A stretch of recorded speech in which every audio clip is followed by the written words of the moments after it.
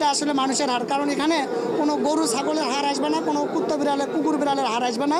এখানে স্বৈরশাসক যেভাবে শাসন চালাচ্ছে, যেভাবে গুম করছে, তার প্রমাণ হিসেবে এটা পাওয়া যায় যে বাংলাদেশ স্বৈরশাসক শেখ হাসিনা 17 বছর এখানে রাজত্ব করার পর তার 17 বছর অপকর্মের এতদিন গুম খুন করেছে, সেগুলোর কোনো প্রমাণ মেলেনি।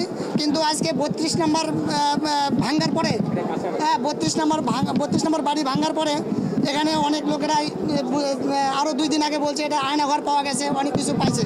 তো তারই সূত্র অনুসারে আমি এই আয়নাঘর দেখতে আসছিলাম। আমি একজন সাধারণ মানুষ, আমি আয়নাঘর দেখতে আসছিলাম। আয়নাঘর দেখতে আসে আমি নিজেও দেখতেছি আমার ভিডিও, আমি নিজেও দেখতে আসছি। দেখতেই আমার এই হাড়টা চোখে পড়লো।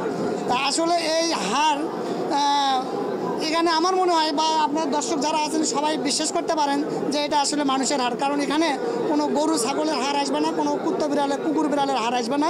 এখানে স্বৈরশাসক যেভাবে শাসন চালাচ্ছে, যেভাবে গুম করছে, তার প্রমাণ হিসেবে এটা পাওয়া যায়।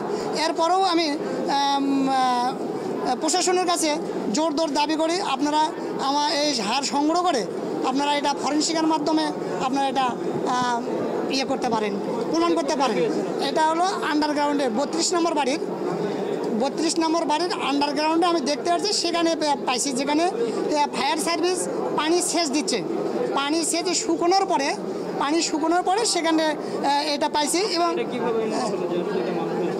এখানে নিচে পড়ে আছে, ফ্লোরে পড়ে আছে।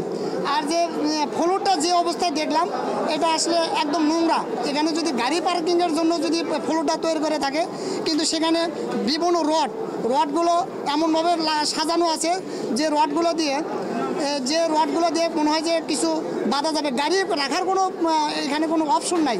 কারণ প্রত্যেকটা জায়গায় 2 হাত পর রড বাঁকা করে রড লাগানো আছে, যে ওখানে কিছু বাইরে রাখা যাবে এই রকমভাবে রডগুলো লাগানো আছে। এটা আমি দাবি করতে পারি যে, বা আপনারাও সবাই দেখতে পারেন, যেটা আসলে মানুষের হার হতে পারে, সম্ভব হতে পারে। কারণ এখানে তো মানে গরু ছাগলের হার আসতে পারে না, এখানে মানুষের হার মানে 99%